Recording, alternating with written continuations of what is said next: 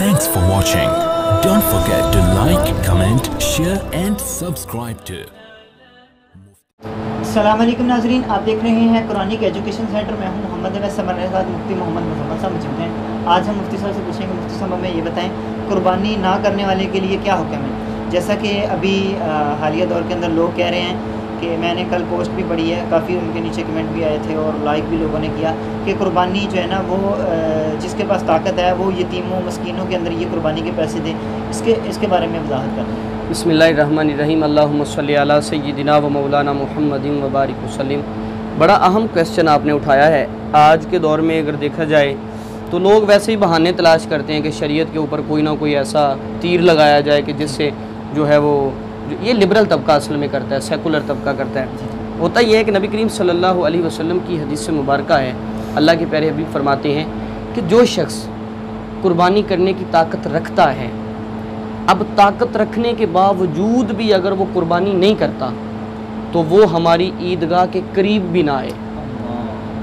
اب میرے نبی نے کتنے سخت الفاظ فرما دیے کہ وہ ہماری عیدگاہ کے قریب بھی نہ آئے. رہی بات آپ کے دوسرے کویسچن کے دوسرے حصے کی کہ وہ یتیموں غریبوں میں بانٹ دے، مجھے بتائیں کہ کیا اسلام نے کسی بھی موقع پر یتیموں کو، غریبوں کو، مساکینوں کو، بیواؤں کو، بے سہاروں کو کسی بھی موقع پر اسلام نے تنہا چھوڑا ہے؟ زکوٰۃ کا نظام کن کے لیے؟ فطرانے کا نظام کن کے لیے؟ عشر کا نظام کن کے لیے؟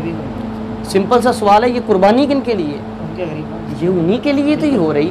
اب جو انسانیت کے سب سے بڑے ہمدرد، ہم سب کے نبی آقا کریم صلی اللہ علیہ وسلم سب سے بڑے ہمدرد ہیں انسانیت کے. تاریخ نے آج تک ایسا لیڈر اور ایسا راہبر و رہنما نہیں دیکھا کہ جو اپنی انسانیت اور اپنی امت کے لیے اتنا درد رکھتا ہو. اب اللہ کے نبی جب 100 جانور ذبح کر رہے ہیں آخری سال میں، اس لیے کہ اگلا سال یعنی ان کی زندگی کی آخری عید ہے یا اگلی عید پائی بھی، انہوں نے خطبہ حجۃ الوداع کے موقع پر 100 جانور اللہ کے نبی نے قربان کیے. تو کیا اللہ کے نبی کو اس بات کا نعوذ باللہ علم نہیں تھا کہ میں غریبوں میں بانٹ دوں؟ سب کچھ پتا تھا نا.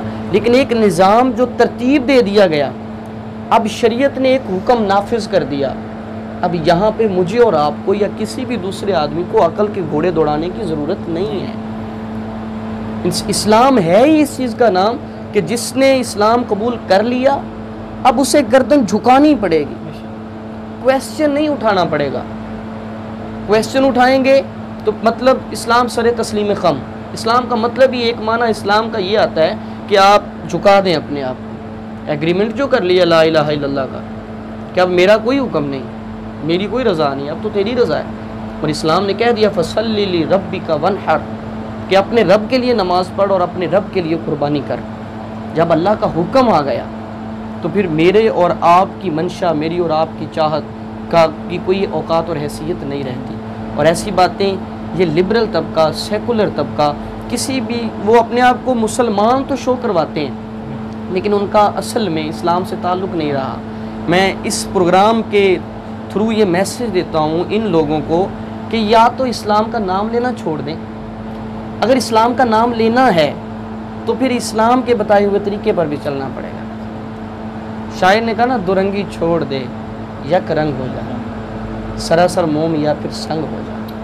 یعنی یہ کیا بات ہوئی جی کہ یہ نہیں کرنا وہ نہیں کرنا، جو اپنے مفاد میں چیز ہے وہ لے لی جائے. اب یہ انہوں نے کویسچن اٹھایا کہ جو جانور قربانی کے نہ کریں، آپ غریبوں میں پیسہ بانٹ دیں. جب یہ 1.5 لاکھ کا موبائل ان کے پاس ہوتا ہے تب انہیں غریب یاد نہیں آتے؟ کویسچن ہے نا. جب یہ اپنے بیٹوں یا بیٹیوں کی شادیوں پر کروڑوں روپیہ خرچ کر رہے ہوتے ہیں تب تو غریب بیچارے رو کے تھک جاتے ہیں کہ بیوہ کی بیٹی گھر میں بیٹھی ہوئی ہے، اس کی شادی کرنی ہے، تب انہیں خیال نہیں آتا. تب یہ کروڑوں کی گاڑیوں کے اوپر بیٹھ کر یہ سیر سپاٹے کر رہے ہوتے ہیں تب انہیں یاد نہیں آتا.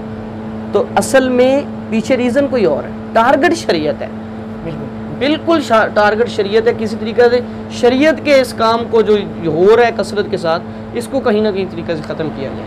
مگر نہ اسلام نے حکم دے دیا ہے اور اسلام سے مخلص لوگ قیامت کے سورج کے طلوع ہونے تک انشاءاللہ اللہ کے نبی کی سنت پر عمل پیرا ہوتے رہیں گے انشاءاللہ. جی ناظرین، اگلے پروگرام میں پھر حاضر ہوں گے، تب تک کے لیے ہمیں اجازت دیجیے. اللہ حافظ. Thanks for watching. Don't forget to like, comment, share and subscribe to